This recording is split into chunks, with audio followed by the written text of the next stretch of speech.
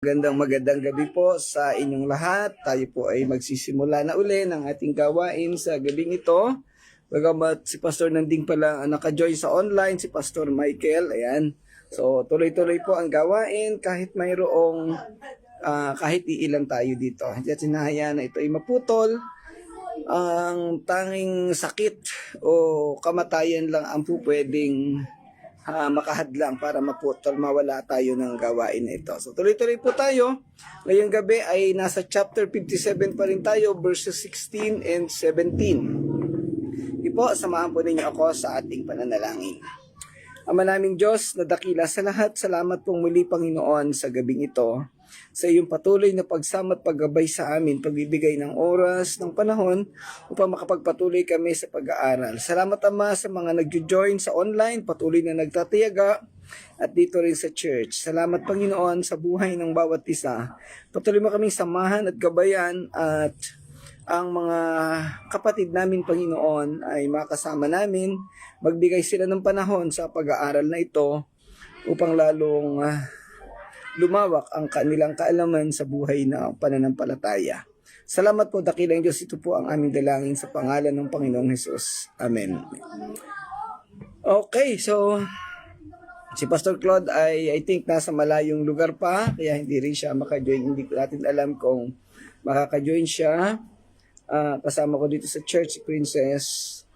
At ating tatalakayin ngayon ang verses 16 and 17. Okay, pero bago yan, ating i-recap sumandali ang ating natalakay kagabi, ang verses 14 and 15. So itong dalawang talata na natalakay kagabi ay tumutukoy sa panawagan ng Diyos sa pamamagitan ni Propeta Isaiah na ihanda ang daraanan para sa paglabas ng mga Israelita buhat sa Babylonia, sa kanilang paglabas sa Babylonia pabalik sa bayan ng Jerusalem. So binabanggit dito na tanggalin ang anumang hadlang. Sabi sa verse 14, ang bawat hadlang sa daan ay inyong alisin, ang landas ay gawin at inyong ayusin. So, ito ay literally sa kapanahunan ni Propeta Isaiah ay tumutukoy sa paglabas ng mga Israelita na nabihag sa Babylonia pabilig sa Jerusalem. Sa ibang bahagi ng aklat, ito ay tumutukoy din naman sa pagbabalik ng Panginoong Hesus sa lupa upang iligtas ang mga tao na nagumon sa kasalanan. At sa iba pang sitwasyon, pwede natin itong ilapat doon sa sitwasyon kung saan ang mga tao na dating makasalanan ay manunumbalik sa Panginoong Diyos, magkakaroon ng kalayaan, ng panibagong buhay. Kaya ang panawagan dito at nais na ipahiwatig dito ng mga talata ay huwag nating hadlangan yung ganoong sitwasyon ng mga tao. Tayo ay gumawa ng mga daanan para hindi maging mahirap yung pagpapanumbalik ng mga tao sa Panginoong Diyos. Doon sa verse 50 naman, tinutukoy dito yung katangian ng Diyos, ang kataas-taasang Diyos at ang banal na Diyos na siyang, sinabi dito, yung Diyos na walang hanggan at nakatira sa matataas na lugar. At sa bandang huling bahagi ng talata, tinalakay yung panunumbalik ng tao sa Panginoon. Ang sabi doon, sa mga mabababang loob at nagsisisi, ako ay sasama. Aking ibabalik ang pagtitiwala nila at pag-asa. Sabihin, ito yung mga taong nanampalataya sa Panginoong Hesus at tumugon sa pagkakatawag sa kanila bilang mananampalataya. Ito yung mga taong binago ng Diyos ang puso at sumunod at nanatili sa pananampalataya sa Kanya. Now, dito sa talatang 16 nating tatalakayin ngayon, ang sabi dito, ako ang nagbigay ng buhay sa aking bayan. Sila'y hindi ko patuloy na uusigin at ang galit ko sa kanila'y hindi mananatili sa habang panahon. Ang talatang ito ay isang magiliw na pagpapahayag ng awa at habag ng Diyos. Bagamat dinidisiplina niya ang kanyang bayan dahil sa kanilang kasalanan, ang kanyang galit ay hindi mananatili hanggang sa walang hanggan. Ito'y maglalaho. Pansamantala lamang ang galit ng Diyos. Ang kanyang sukdulang hangarin ay hindi ang pagkasira, kundi ang pagkapanumbalik na nag-aalok ng pag-asa sa mga bumabaling sa Kanya.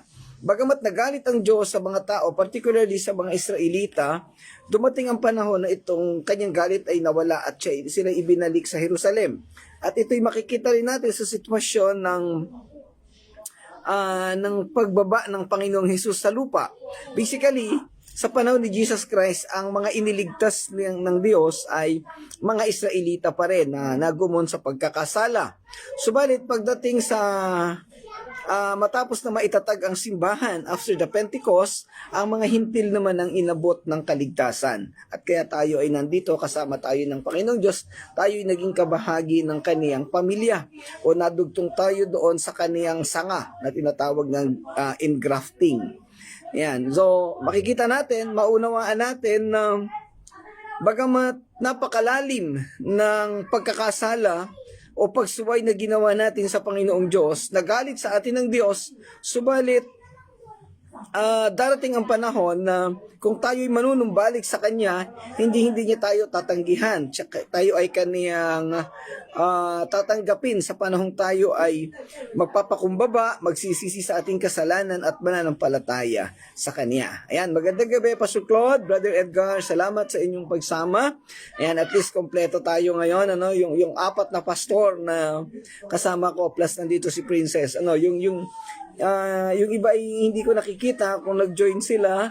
Ang Panginoon ang bahala sa kanila kung ano ang kanilang plano sa buhay nila. Yung iba ay parang nakakalimot ng mag-join Siguro ay abala sa mga gawaing pambahay. Ayan. Okay. So, sabi dito, sa talatang ito, kinikilala ng Diyos ang kanyang matuwid na galit. Righteous wrath, no? Sa kasalanan, ngunit tinitiyak sa kanyang bayan na ang kanyang galit ay hindi magtatagal magpakailanman. Ang kanyang disiplina ay may layunin, ngunit hindi ito walang katapusan.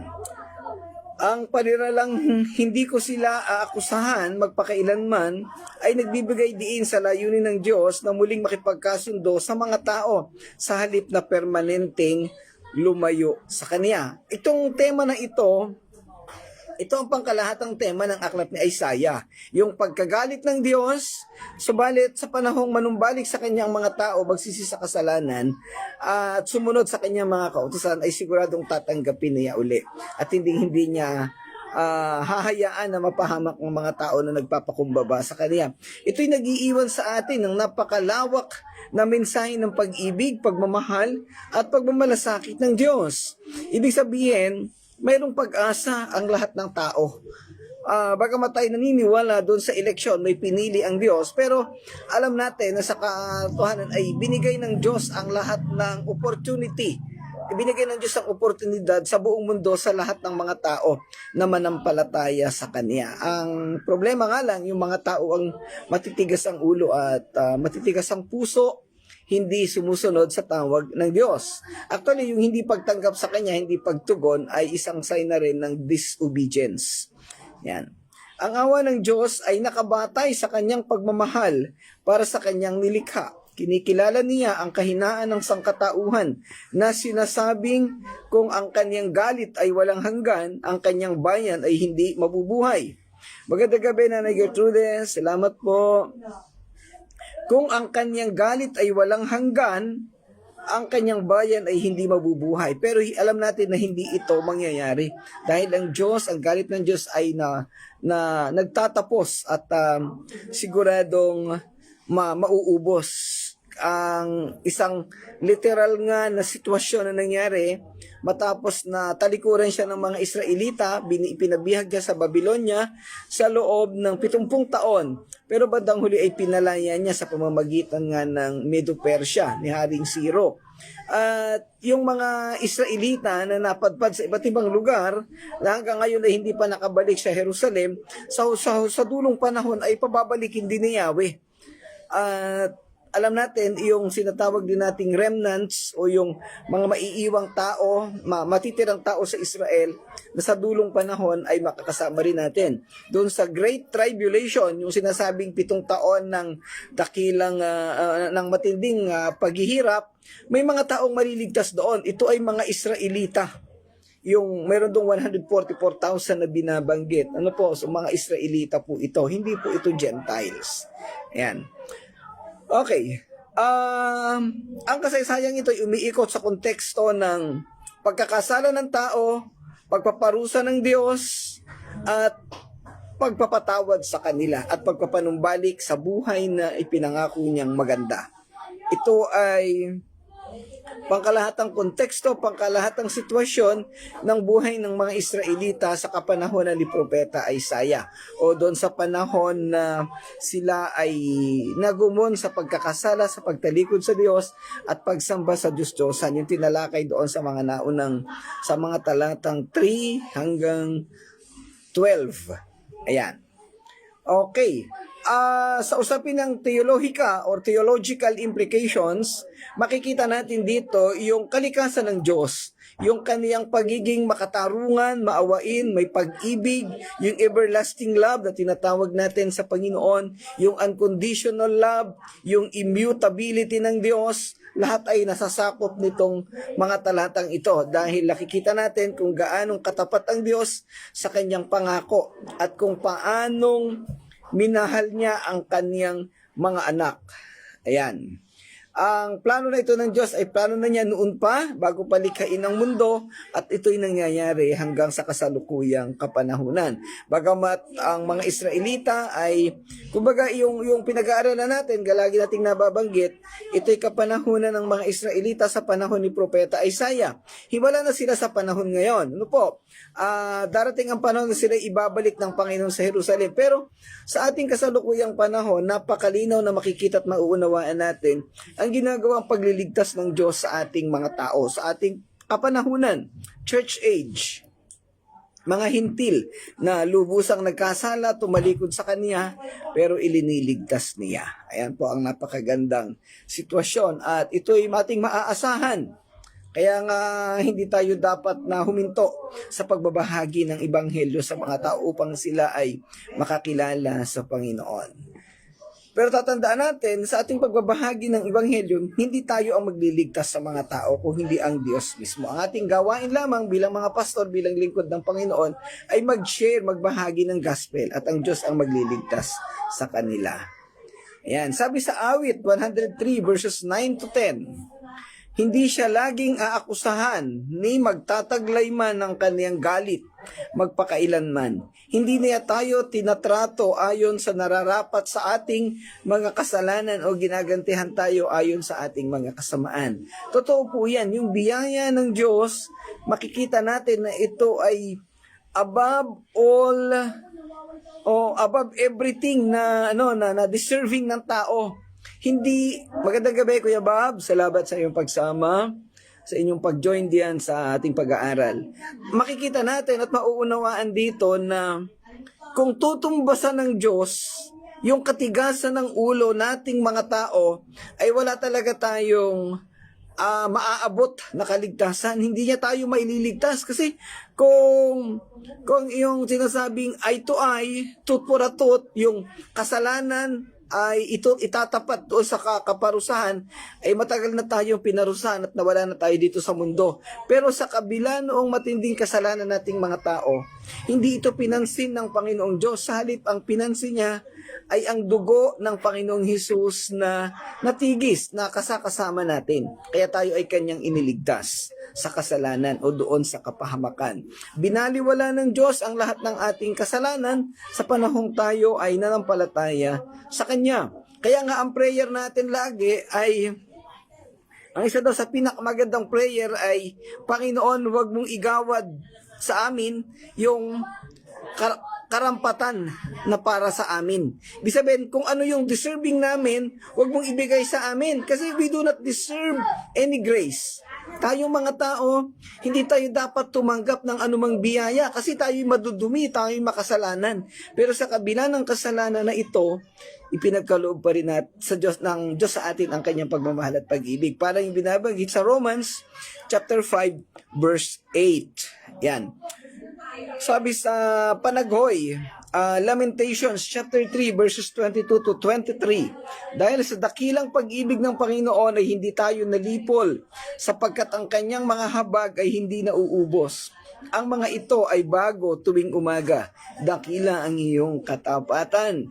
Your faithfulness is new every morning. Great is thy faithfulness. Dito po nagmula yung kantang Great is thy faithfulness. And then sa aklat ni Propeta Micah, chapter 7 verse 18, ang sabi dito, sino ang Diyos na katulad mo, na nagpapatawad ng kasalanan at nagpapatawad ng pagsalangsang ng nalabi sa kanyang mana? Hindi ka nananatili sa galit magpakailanman, ngunit naluluhod kang magpakita ng awa. Yung galit ng Diyos pansamantala At dito sa aklat ni Isaiah natutunan natin na ang galit ng Diyos, ang purpose ng galit ng Diyos ay for us to realize, para makita, para maunawaan natin yung mga ginawa nating mali. At buhat doon ay matuto tayong magpakumbaba at magsisi. May mga napag-aralan tayong talata, pansamantala, tinalikuran tayo ng Diyos, pansamantala, iniwan tayo ng Diyos para ma-realize natin na tayo ay lumubog sa kasalanan at ang kasalanan na yon ay kailangan nating pagsisihan at manumbalik sa Kanya, kagaya na nangyari sa Israelita sa Babylonia. Pansamantala, sa loob ng 70 taon, iniwanan niya ang kaniyang mga piniling tao para matuto, para maunawaan kung gaano kamali ang kanilang naging ugali o ang kanilang kasalanan. But after 70 years, muli niyang ilinigtas ang kaniyang mga anak.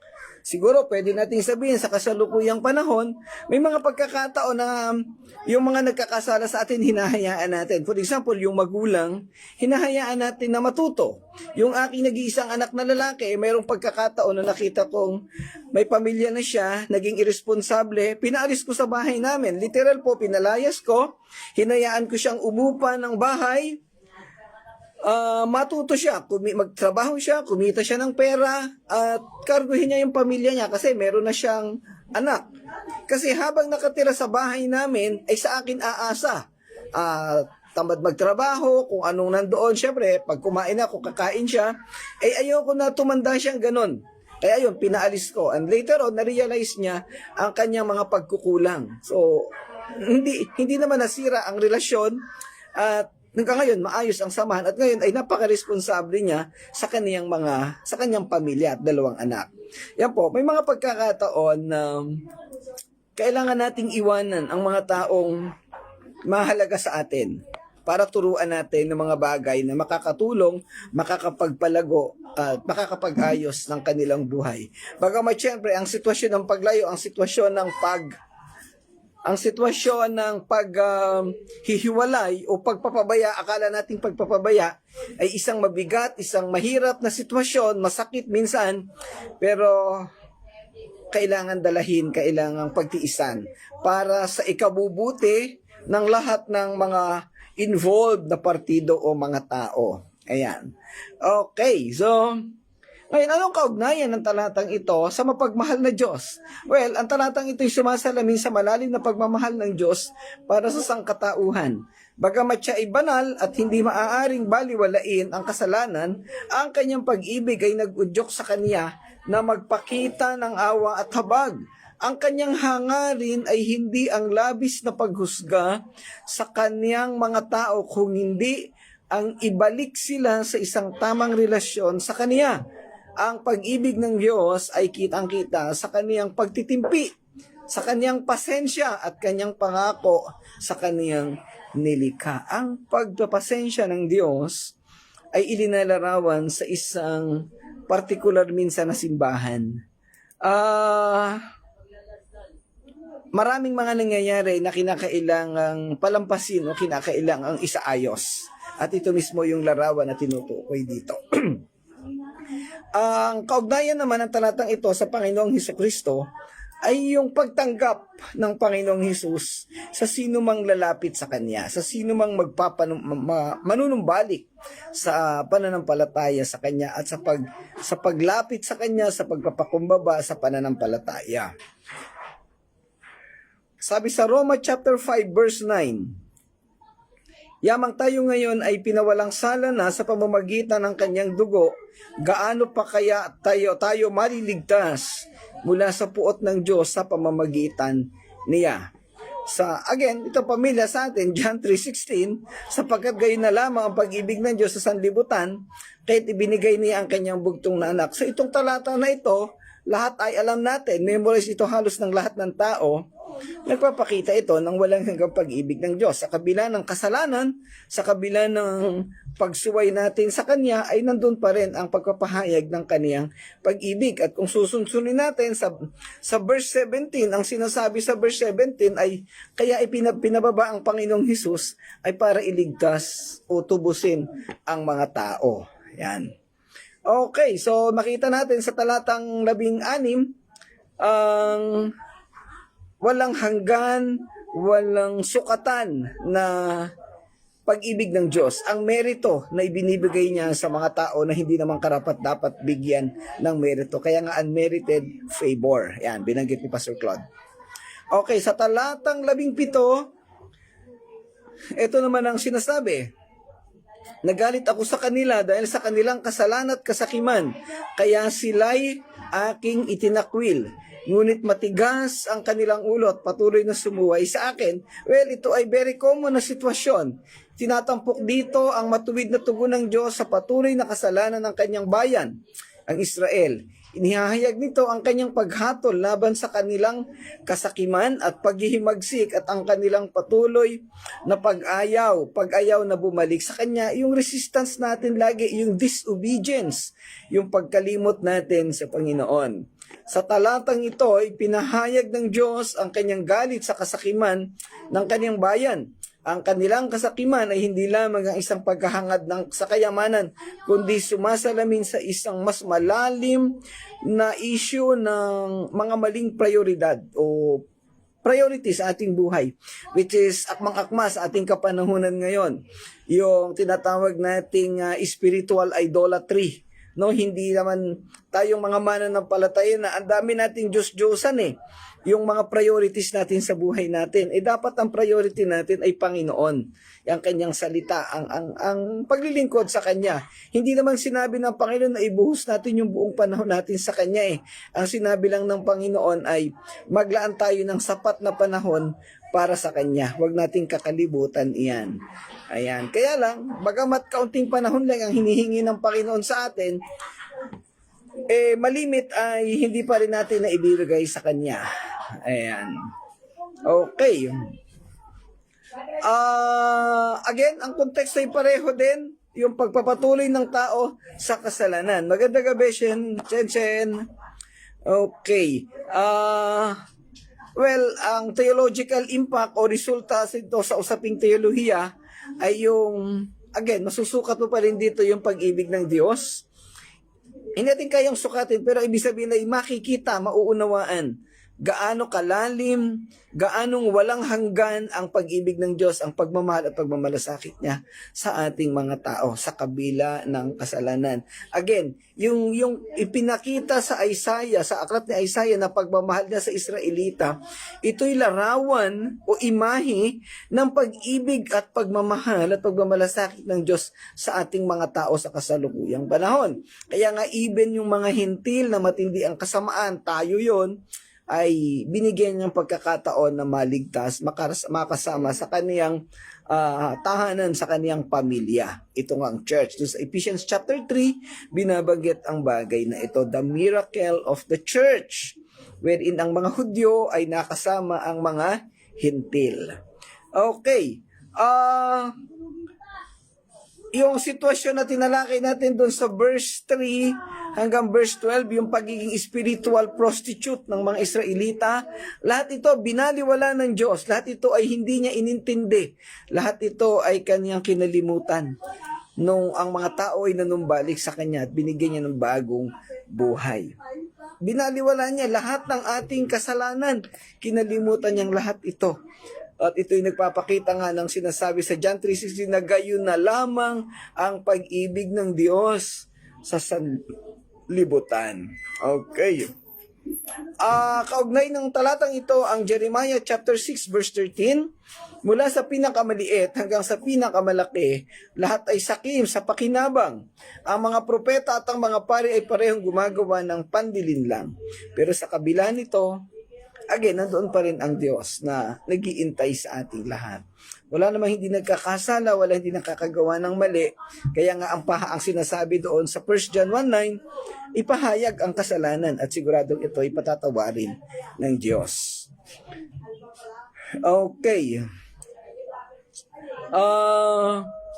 Ang focus nitong talatang 17 ay ang patuloy na pagsuway ng mga tao. At ito ay ilinalapat doon sa malawak na konteksto ng aklat at ng kabanata, ng huling bahagi ng kabanatang 57 pala, 57, na patuloy na pagtanggap ng Diyos sa ating mga tao na nagpapakumbaba at nanunumbalik sa Kanya. Walang mabigat na kasalanan o anumang uri ng kasalanan na hindi kayang patawarin ng Diyos. Ito'y panawagan sa ating lahat. Bagamat ito'y sinabi, tinukoy dito ang mga Israelita na patuloy na gumagawa ng kasalanan. Sa application natin, tayo ito.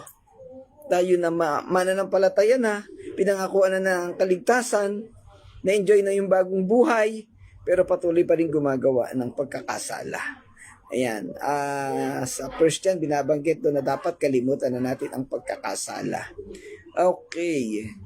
Siyempre, alam nating lahat na ang Diyos ay mapagmahal, ang Panginoong Hesus ay hindi tayo tatalikdan. Sabi sa Roma chapter 5 verses 8 to 9, kanina pa natin nababanggit ito, ngunit ipinakita ng Diyos ang kanyang sariling pag-ibig sa atin, na noong tayo ay makasalanan pa, si Kristo ay namatay para sa atin. Yamang tayo ngayon ay pinawalang sala na sa pamamagitan ng kanyang dugo. Gaano pa kaya tayo maliligtas mula sa puot ng Diyos sa pamamagitan niya? At syempre, 1 John 1 ay nabanggit ko na rin kanina yung pagpapahayag ng ating mga nagawang kasalanan. Sa panghuli, sa pagwawakas ng talatang ito, iniaalok o ino-offer ng Panginoong Diyos ang kapatawaran at pagbabago sa pamamagitan ng Panginoong Hesus. Ang kanyang kamatayan at muling pagkabuhay ang nagbibigay ng pangwakas na solusyon sa kasalanan at katigasan ng ulo na nagbubukas ng daan para sa atin. Muli ipinapaalala sa atin ng talatang ito ang kabanalan at hustisya ng Diyos.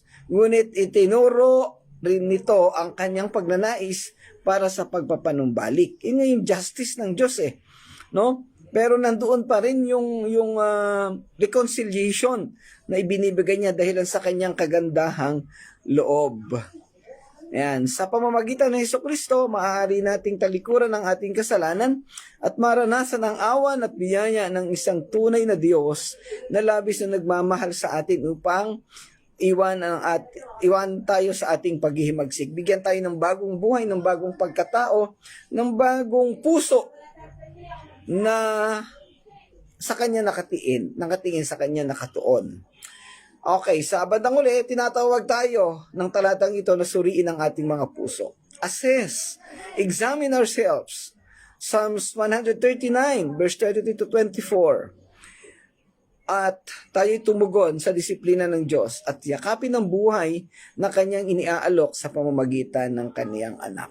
Sa pamamagitan ng mga talatang ito natin pinag-uusapan, mulit-muli, paikot-ikot, paulit-ulit na sinasabi ng Diyos, manumbalik tayo sa Kanya. At alalahanin natin ang pag-ibig ng Diyos, ang kamatayan ni Jesus sa krus. Huwag nating hayaan na tayo matalo ng mundo ng kasalanan. Huwag nating hayaan na lumubog tayo sa pagkakamali, sa ating emosyon, sa ating pride, sa mga maling damdamin, sa mga maling gawain ng buhay. Huwag nating hayaan na tayo matalo ng mundo dahil kaawa-awa tayo sa bandang huli. Okay? So hanggang doon lang po ang talakayan natin sa gabing ito. Common yung topic natin, provisions of salvation. Provisions of forgiveness para sa lahat ng luluhod, mananampalataya, magpapakumbaba sa harapan ng Panginoon. Salamat sa inyong pagsama mga kapatid. Tayo po'y magwakas sa panalangin. Muli po, Panginoong Diyos, salamat sa gabing ito, sa iyong patuloy na paggabay, sa iyong patuloy na pagsama. Amin pong binibigay sa iyo ang pinakamataas na karangalan, ang pinakamataas na papuri. Salamat sa biyaya mo ng kaligtasan, sa pag-ibig mo, sa na hindi namin masusukat, sa kamatayan ng Panginoong Hesus. Salamat po sa lahat ng ito. Ikaw po, Panginoon, ay patuloy naming mapapurihan sa aming mga gawa, sa aming mga kaisipan at puso, sa aming mga paglilingkod sa iyo. Salamat po, dakilang Diyos. Ito pong panalangin namin sa pangalan ng Panginoong Hesus. Amen. Amen. Okay, salamat po muli sa inyong lahat, kay Pastor Claude, Pastor Michael, Pastor Nanding, Nanay Gertrude, si Kuya Bob, sa inyo pong lahat dyan. At syempre, kay Brother Edgar, kay Chen, si Nanay Gertrudes, at kung sino pa man yung ibang naka-join na hindi ko nakita ang mga pangalan.